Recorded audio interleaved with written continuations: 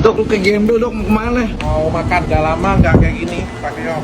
Soal konten ngegembel, Richard Lee salahkan warganet baperan. Nama Richard Lee menjadi sorotan setelah membuat konten video saat makan di pinggir jalan. Konten TikTok Richard Lee itu menjadi sasaran hujatan warganet karena caption yang ditulis dinilai mengandung unsur sindiran.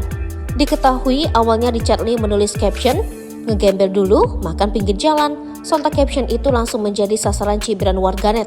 Tidak sedikit yang merasa tersinggung, seolah pemilik klinik kecantikan Athena Group ini menyebut siapapun yang makan di pinggir jalan adalah gembel. Merasa caption yang memicu hujatan, suami Reni Effendi ini langsung bergegas menggantinya.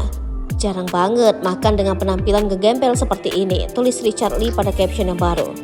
Meskipun caption sudah diganti, Richard Lee terus-terusan menjadi sasaran bulian warganet di akun TikTok pribadinya, @drRichardLee. Lantas saat ditemui, dokter yang pernah berseteru dengan Kartika Putri ini memberikan penjelasan terkait maksud caption pada kontennya tersebut. Pun ia menegaskan kegiatan makan di pinggir jalan juga kerap dilakukan sebelumnya.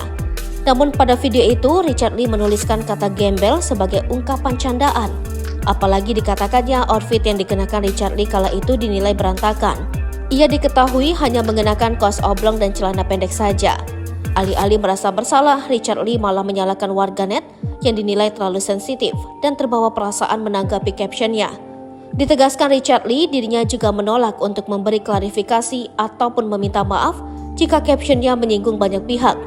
Dalam kesempatan itu, pria 38 tahun ini juga menjelaskan soal makna ungkapan ngegembel yang dimaksud dalam tulisan.